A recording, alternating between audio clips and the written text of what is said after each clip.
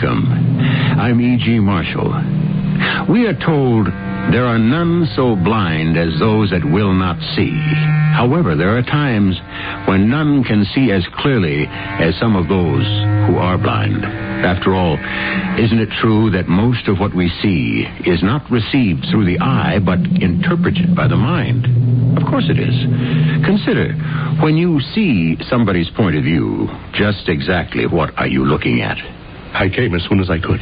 You shouldn't have come at all. Oh, darling. Don't call me darling where people can hear.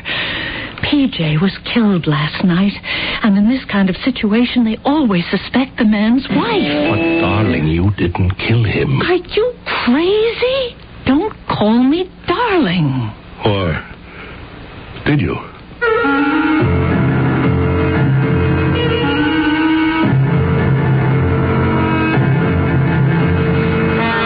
Mystery drama, Second Sight, was written especially for the Mystery Theater by Sam Dan and stars Fred Gwynne.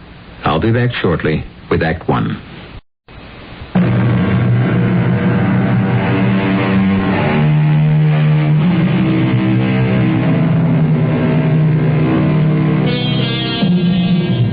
It's always a pleasure to watch a professional at work. Arthur Dixon is a professional who is superb at what he does, and what he does best is done in absolute privacy. You see, Arthur's nickname is Fingers, and he opens safes which belong to other people who did not invite him to exhibit his marvelous dexterity. Arthur is, even now, busily at work. He has just opened the wall safe in the home of a wealthy gentleman named P.J. Ginastera. He is about to extract the contents. He is unaware that Mr. Ginastera is also in the room, and unfortunately, with a loaded revolver. Hold it. Huh? Freeze. Hey, pal. You wouldn't want to shoot a guy, would you? Stand still. Sure. Just don't get nervous. You thought you could open my safe, did you? I didn't think. I knew. It's just a tin can. I mean, a guy with your kind of dough, you should have done better for yourself. Don't move. I got my eye on you. I'm backing up toward my desk. I'm going to lift up the phone and call the police. Hey, don't do that, pal. Don't call the cops. And why not? Give me a break, huh? I said don't move. I'm just an honest criminal. A what? I'm just doing a day's work. Now, come on, let me go. Absolutely not. There's no harm done. I said don't move. You wouldn't shoot me, pal. Keep away from those doors. You wouldn't shoot me. Don't force me. You're a stiff. You're not a real hard guy. I should have. I really should have. PJ? What was that noise? The French doors. What happened to the French doors? The glasses. That gun. Please, put it down. You'll kill somebody. I better. Now, will you tell me what happened? First thing I'd better do before he gets away is to call the police. Before who gets away? The burglar. Don't you see? The safe is open. I surprised him. Oh. He can't get very far. Well, what's the difference? He wasn't a bad sort of fellow. Who wasn't? For crying out loud, who are we talking about? How dumb can you get? The burglar. There was a burglar. He got in here. He had opened the safe. Yes, that's what I said. And then he just broke through the French doors out onto the patio, and he got away. I see it finally sunk in. Let's go to bed. Zelda? He broke through those doors, and he got away. Look, don't touch that gun. You better give it to me. Hey, that's not how you hand a gun to someone. You'd never point it at him. Honestly, you are so dumb sometimes. You hand it to him by the... Zelda, what are you doing? I'm going to kill you, PJ. You're going to what? Yes, me. Stupid Zelda. You will never laugh at me again. You will never call me dumb again. Zelda. You want to know how smart I am, huh? Well, I can kill you and get away with it. Oh. How do you like this dumb little showgirl you married now, huh? How do you like her? Now, I better wipe the fingerprints off the gun and just throw it on the floor. And, call the police.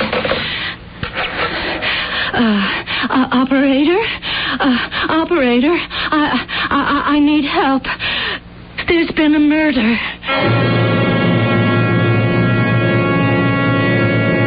I'm sorry we have to ask you these questions, Mrs. Ganastira.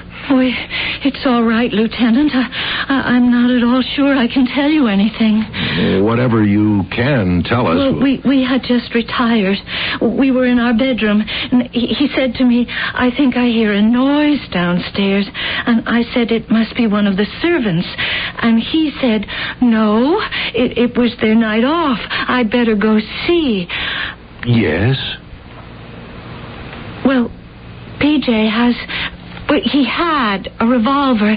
You see, he kept it in the drawer of his night table, and he said, I'm going downstairs.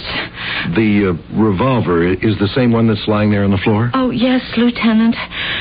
And? Well, I thought I would call the police myself, but I was so sure that the noise was in his imagination. I should have believed him. And then I heard a shot, and another one. I sprang out of bed. I ran downstairs, and he was lying right there on the floor, and the French doors had been broken open. You didn't see anyone? No. Hear anyone? No. Well, I don't want to bother you with anything more tonight. Please, get some rest.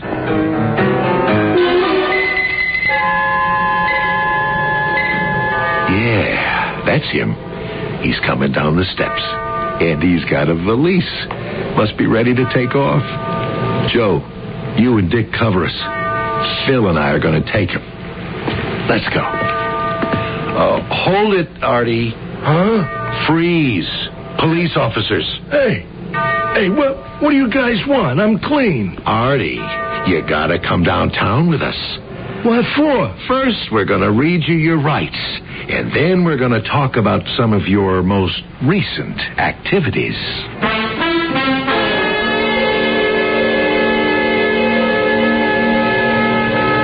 You guys are crazy. Artie, you might as well have left a card. That job had your name all over it. But I got an alibi. Sure. Artie, nobody can drill the holes in a safe as small as you do. I'm sorry. A craftsman like you has to be penalized for being so great. Hey, Lieutenant. When you busted out of there, you ran onto the patio and then on some soft ground. You know something? We've got an impression taken of your shoe. Fits like a glove.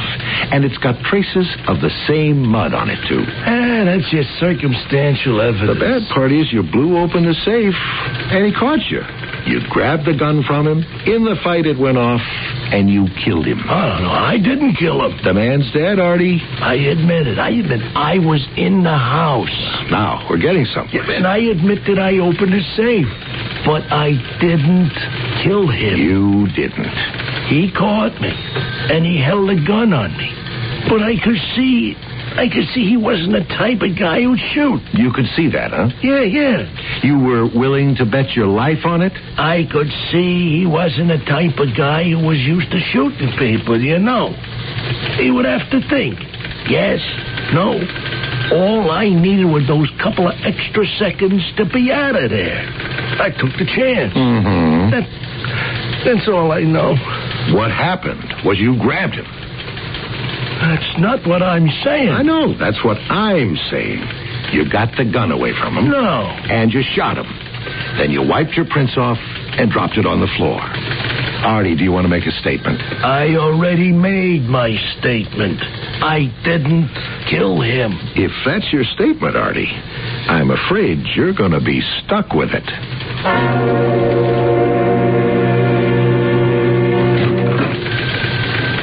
Hello, Ben. Jim, come on in. Okay. You get along all right, Jim? My pal here takes first-rate care of me. He's a terrific-looking dog, Jim. And he's smarter than I am, too. I heard you were trying to reach me. Well, I would have come over to see you, Jim. I didn't mean to put you to all the trouble. Hey, I was glad of an excuse to get down to the old place again. See everybody. You know what I mean. You're looking good, Jim. And you're sounding good, Ben. I know you're retired, but do you think you could give us a hand? Sure. What can I do? You remember Arthur Dixon? What a question. I guess you'll remember him the rest of your life. Yeah, Arthur Fingers Dixon. Yeah, how can I forget? On account of him, He's in a jam. Yeah, he sure is. I read about it in the papers. That is, my nephew comes over every afternoon and reads them to me. He got him for murder. Yeah. Well, I'm not going to lose any sleep over it. He wants to see you, Jim. Yeah? What for? He says you're the only cop he can talk to. Yeah, but I'm not a cop anymore.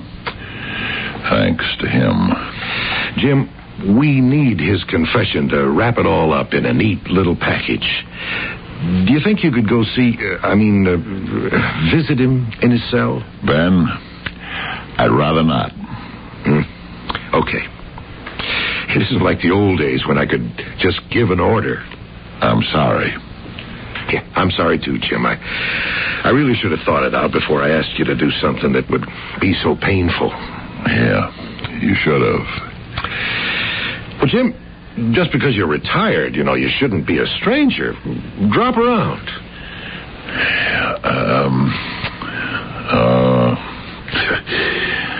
All right, Ben, all right. You want me to see him? I'll go see him.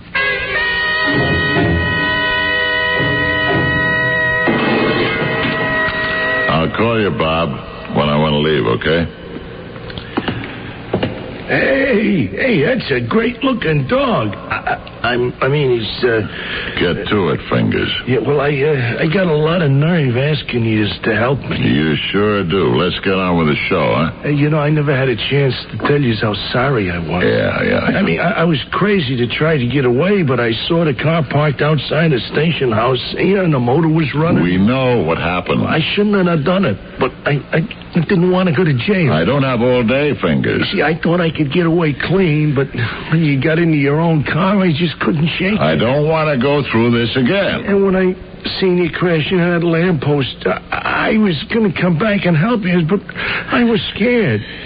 Besides, I thought you was killed, that you lost your life. No, all I lost was my eyesight. Now, let's get down to business. Sergeant, you're the only cop I can talk to. I'm not a sergeant anymore, and I'm not a cop either. But go ahead. I'll listen. Tell me how you killed him. No, I didn't kill him. Fingers, don't waste my time. If you don't want me to come here... I want you to help me. Are you out of your mind? Well, I know you're sore at me. What kind of a chump do you take me for? Well, look, I'm sorry about the accident, but just know I didn't mean it. And besides, you and me, well, we used to like each other. What are you talking about? Look, I was the best safe cracker in the city, and you was the smartest detective on the force. You was out to get me, and I was out to beat you. But there was nothing personal in it, huh? Each one of us was only doing his thing. Hey, man, that's why you gotta get me out of this. Why should I? Because I didn't kill him. I don't know anything of the kind. Oh, look me in... I was going to say, look me in the eye and say that, but I can't because you can't. You know I'm not a killer, and you know that I didn't kill him.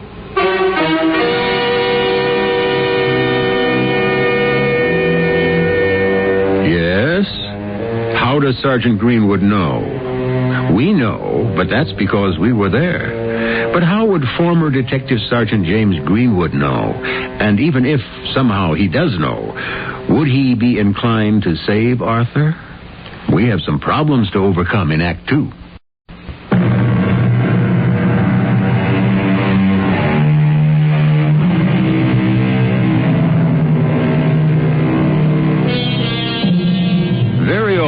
those who don't like us are in a greater position to influence our lives than those who do.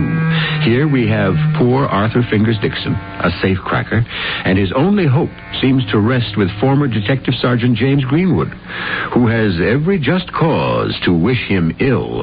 You know I didn't kill him, Sergeant. How do I know? You know. I don't care if you confess or not. They got you nailed to the wall. You were there. Yeah, well, I admit it. The guy surprised you, didn't he? Yeah. So? You pulled a gun and killed him? No, it was his gun. I don't carry a gun. You know that. I don't know anything of the sort. But it was his gun. So it was his gun. You didn't want to get sent up. That's why you grabbed it out of his hand. No. You had to kill him. That ain't what happened. Well, let me give you the benefit of the doubt. It went off while you were struggling for it. Twice? Like I say, Fingers, I wasn't there. Oh, you didn't have to be there. You know how I operate. Who knows better than you? No gun, no knife, no violence.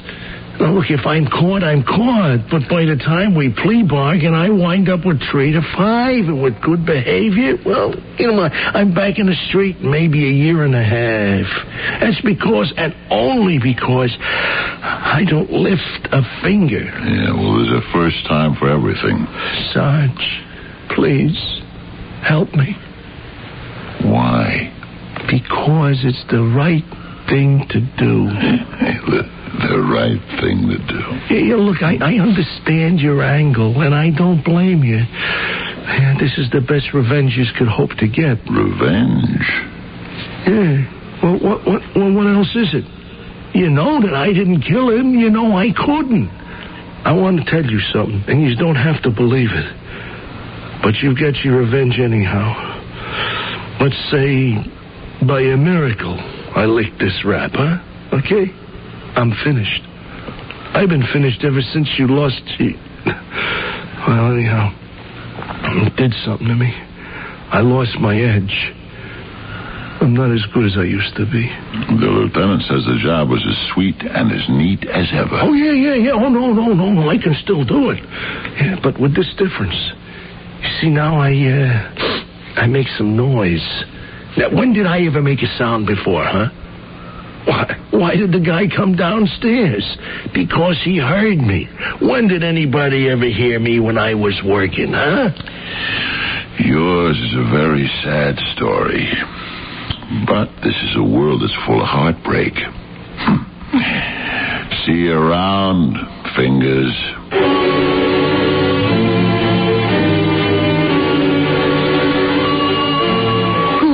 As I came as soon as I heard. You shouldn't have come at all. Why not, Zelda?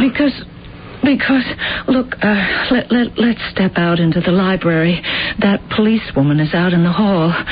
But, darling... Don't call me darling where people can hear. No, please, don't kiss me. Why not? Someone might be watching outside near the window. Zelda, why are you so... PJ was killed just last night. And in that kind of situation, the police always suspect a man's wife. But they already have the murderer. It was a remarkable piece of police work. Well, still, we better be careful. Darling, I know that death is a shock to everyone, but it isn't as if you were in love with him. No. Or were you? I hated him. Oh, how I hated him. That's why. That's why what? That's why well, just without even thinking, I saw the chance to Zelda, what are you trying to say? Nothing. Nothing at all. He's gone now. Yes, he's gone. It's scary how you can get an urge. All of a sudden, you can't control it. Darling, you are not well. Oh, but I am. I feel great. Now we're free. We're free to do anything we like. Yes, darling, we are free. Don't leave me. Why should I ever want to leave you? You mustn't. You can't. I won't let you. I did it for you, too. What did you do for me? Zelda, are you all right? Oh, yes. Now I'm all right. Right now, I don't have a care in the world.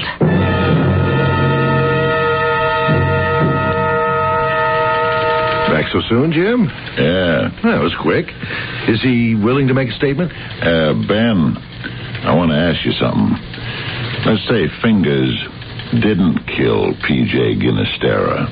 What do you mean, let's say he didn't kill him? He was there. Yeah, but for the sake of argument, let's say he didn't do it. Where are we? Where are we?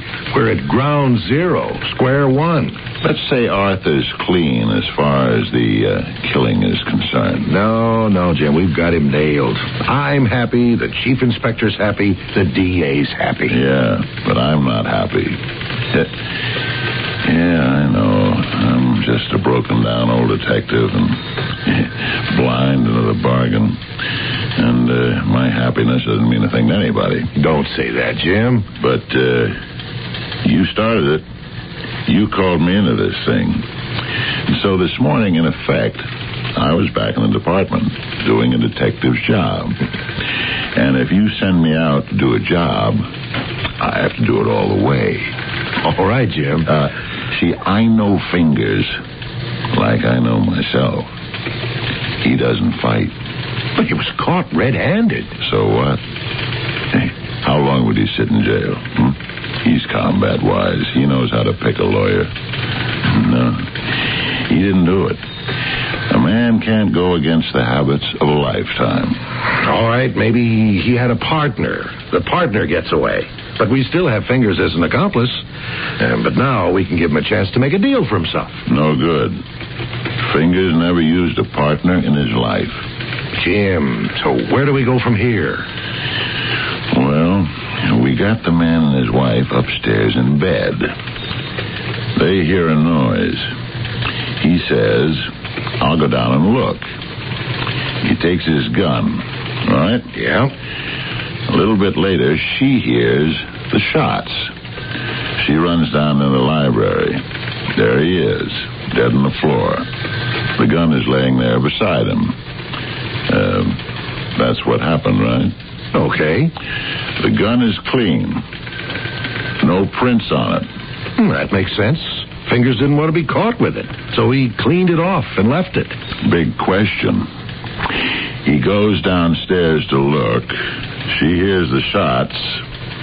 What is the time interval? In other words, how long is he gone?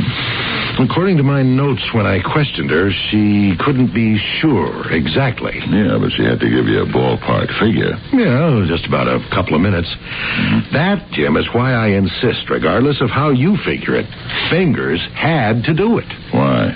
Well, if he didn't, we'd have to be talking about the greatest coincidence in the world. Somebody who wants to kill P.J. Ginastera just happens along after Fingers runs away and plugs him. How about Mrs. Ginastera? Are you crazy? Well, nobody else was around. Jim, I want to go along, but I just can't. Let's say P.J. was found shot. The safe wasn't open, and the French doors weren't smashed. There was no sign of a break in entry. Oh, but you're talking about another case. Probe into Mrs. Ginastera's background. See if maybe there wasn't anything doing there on the side. You haven't done that yet, have you? Jim, there's absolutely no need for that. We've got our man. I don't think so. Are you saying she killed her husband? Why? How? Well, say Fingers is telling the truth. He breaks away. She comes down, just like she says. She sees the whole thing. She takes his gun and shoots him because she knows she's in the clear. She's got a fall guy. But, Jim, why should she want to kill her husband?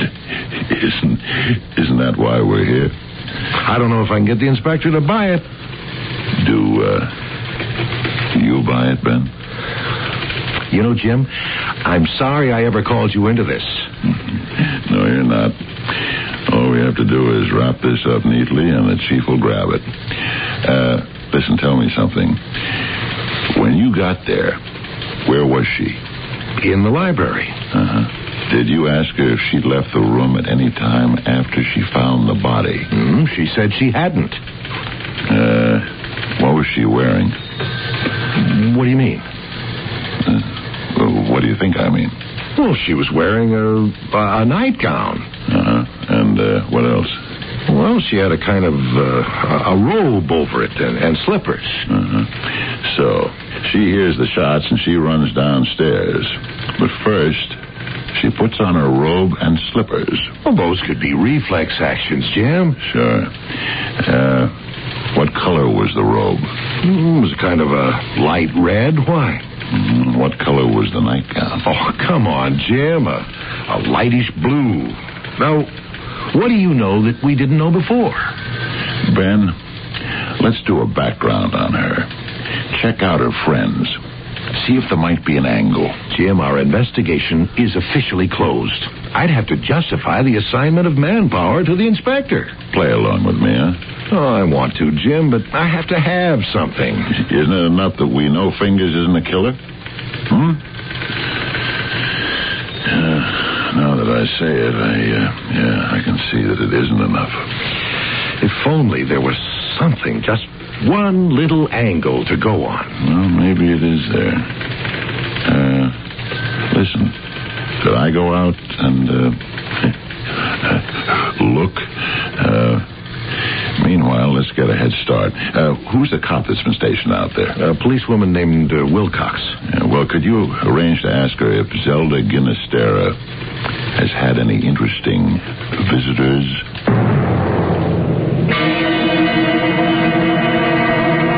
Is this exactly the way it was, Ben? Nothing in the room has been touched. Would you just describe the place for me? Well, see, it's about 15 feet by 20, oak paneled or some other good wood. You've got a big bay window. You have those French doors. You got a sofa, a small table, an easy chair, a desk. On the desk, is there any cloth? Cloth? Or maybe a box of tissues? No, I don't see any. Inside any of the drawers? I'll see. No, they're locked. So we can assume he locked his desk at night. And the key would be upstairs. Drapes? Well, there aren't any, just blinds. What you're telling me, then, is that there's not a piece of soft material anywhere in the room, right? Right. But what does it mean? Yeah, and she was wearing a nightgown and a negligee when you came in here. Well, negligee. Yeah, that's exactly it. But, Jim, where does it all get us? And you're sure the negligee was light red and the robe was light blue? You know, you could really get a guy all twisted up. One was red and one was blue. I want them. Her negligee and her nightgown? What for? We may as well just pause here and ask that question ourselves. What does he want with her negligee and nightgown? Especially since he isn't able to see them. Actually, for the veteran puzzle solvers among you, the clue may be apparent. At any rate, you have a couple of minutes to think about it. Then we shall resolve all these matters in Act 3.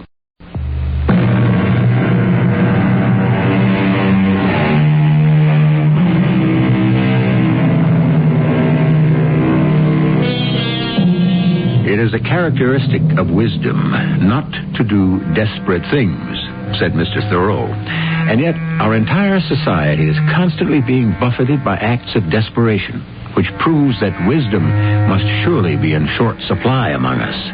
However, we are about to witness an act of wisdom by a former detective sergeant who has been placed in a position where he must see things differently. Lieutenant Cates. Yeah, Officer Wilcox, I wanted to be in touch with you. Tell me, while you were on duty, did Mrs. Ginastera have any visitors? Uh-huh. And what would his name be? Oh, okay, that's fine. Thank you. It was Officer Wilcox. The answer to your interesting visitor question is yes. Who? A guy by the name of Gordon Slater. good-looking, 30-ish. Whereas her husband was 60. The interesting bit of conversation Officer Wilcox overheard is this. He called her darling, and she said, "Don't call me darling where people can hear." Does that call for a closer look at Mr. Gordon Slater? Why not? Now, there's a housekeeper, you say? Could I talk to her? I told you already she wasn't here. She has nothing to say to us. Well, let's have a little chat anyhow. Okay. Mrs. Conroy, could you come in here for a minute, please? Thank you. Mrs. Conroy, this is Detective Sergeant Greenwood. He is. Mrs. Conroy, would you say Mr. and Mrs. Ginestera were a happy married couple? Well, what does it matter one way or the other? The burglar is the guilty one. Could you answer my question? Well, personally, I could never see the logic of it. Yes? Well, she was half his age. He was a gentleman of, well, a more or less culture, you know. She was a dancer in the chorus line. He met her because he happened to invest in a show she was in. Did they quarrel? Well, it was one of those things that just didn't work out. They had nothing in common. I mean, he was always calling her stupid, and she was always sulking about it. I see. Now, the other night, when it happened, she was wearing a blue nightgown and a red negligee. Yes, sir. What happened to them? Well, I've taken them down to be laundered, sir. Have they been done yet? No, sir. Ordinarily they would have, but there's been all this trouble in the house. Do you suppose you could bring them here before you do them? Oh, well, yes, sir.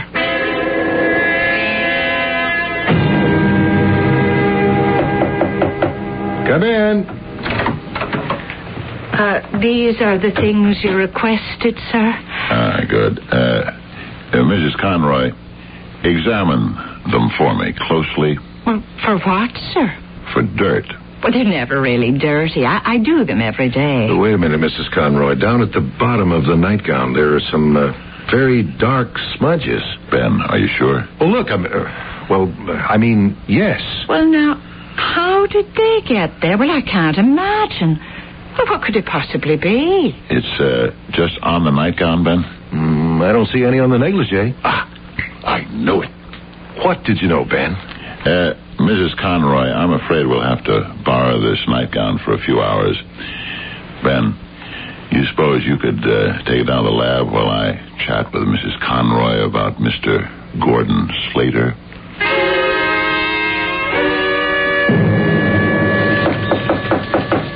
Come in. Lieutenant Cates? He's been called away for a couple of minutes.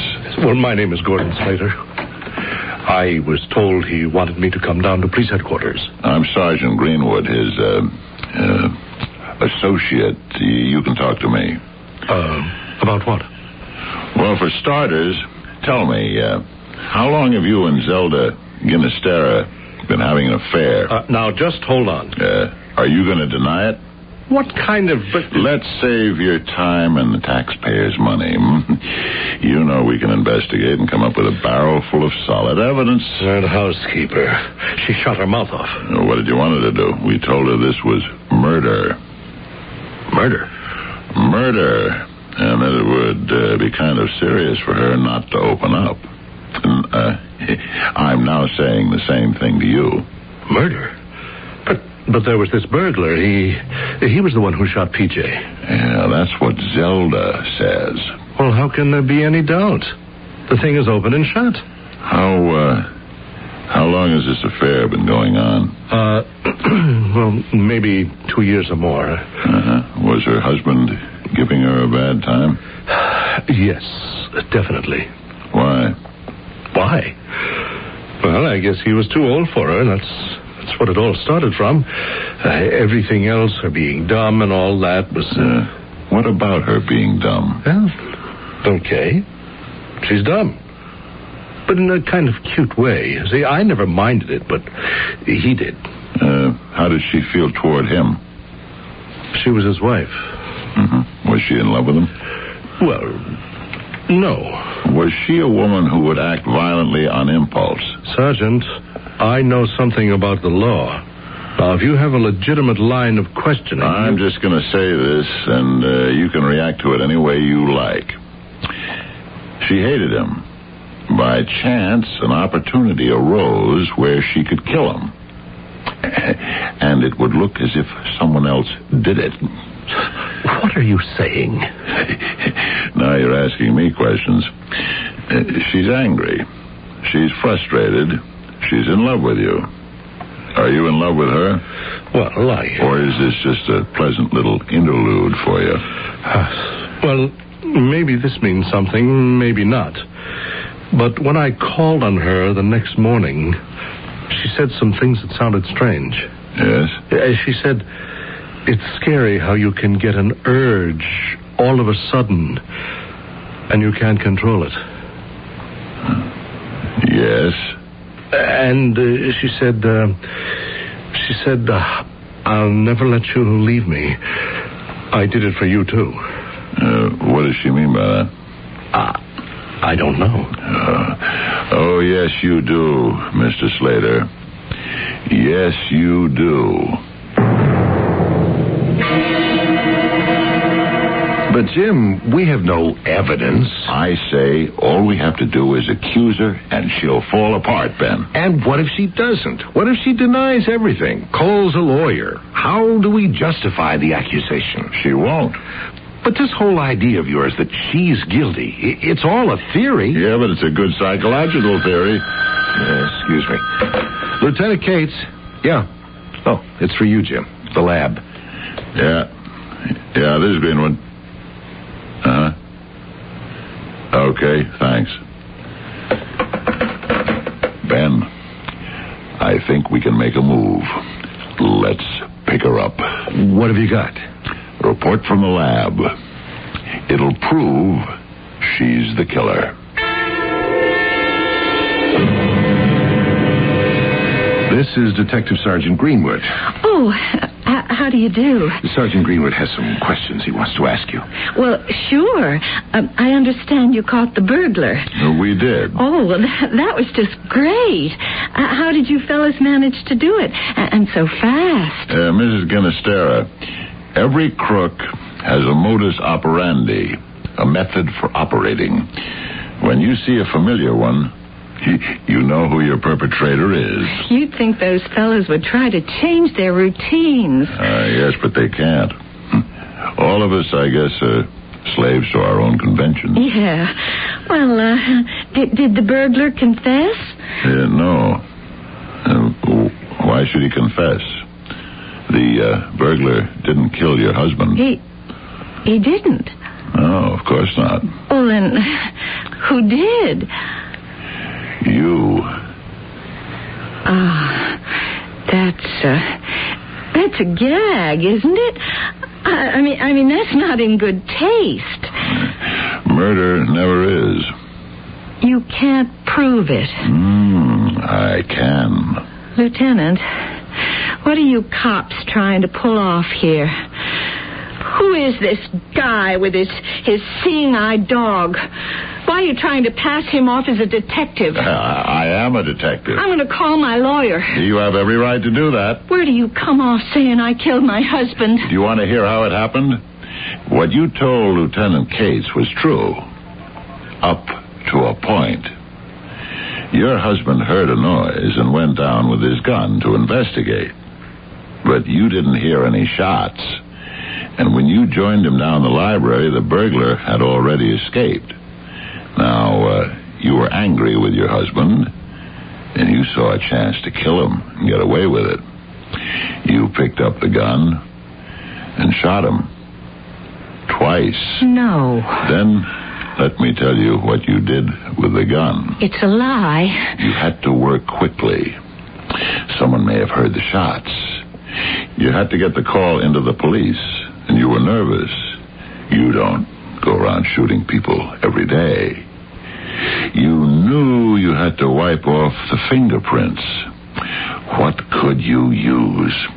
There was nothing in the room. Absolutely nothing. You know what you did? You used the only piece of cloth that was available. A part of your nightgown. You can't prove it. Your nightgown is at the police lab. There were some dark smudges on it. You know what they are? A mixture of oil and fouling from gunpowder particles. Very characteristic. Now, the question you'll have to answer is this. How did this material, which can only have been rubbed off a recently fired revolver, get on your nightgown? Come on, Zelda. It isn't murder one. It wasn't premeditated. You might even get temporary insanity. Why did you do it? I should never have married him. But I said, he's a millionaire. You'd think I'd know better. You don't get nothing for nothing in this world. He used to enjoy himself, showing me how dumb I was. He'd introduce me as his little dumb Dora. I'd get so mad I could kill him. And so you saw your chance. It was a nice setup. No, that didn't happen till after. All I saw was the gun. He asked me to hand it to him, but he had to call me dumb in that icy, nasty voice of his. And before I knew what I was doing, I knew I was going to kill him. You see, it was only after I did it that I realized it would look like the burglar was guilty and I'd get away with it. It's funny, Jim. I was here when she was wearing the nightgown, and I didn't notice the smudge on it. Yeah, well, that's because you didn't know that you had to look for it. And you knew it was there, Jim, without ever being able to see it. It's no consolation to you, Zelda, but you know what you should have had, and you'd have been home free? Just a couple of pieces of ordinary facial tissue.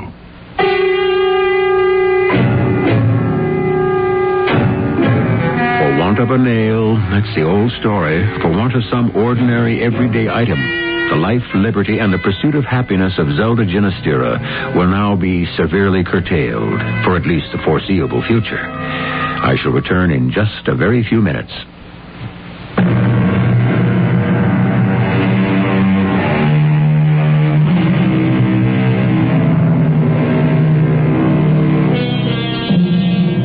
Necessity, they say, is the mother of invention. You do a thing best when it must be done, or else. And so, when our Sergeant Greenwood lost the use of his eyes, he was forced to learn how to see in a completely different context. When he could no longer see what men and women perform with their hands, he taught himself to see what they perform inside their minds, which is always the deepest and truest vision of all. Our cast included Fred Gwynne, Carol Teitel, Earl Hammond, and Robert Maxwell. The entire production was under the direction of Himan Brown. This is E.G. Marshall inviting you to return to our Mystery Theater for another adventure in the macabre. Until next time, pleasant dreams.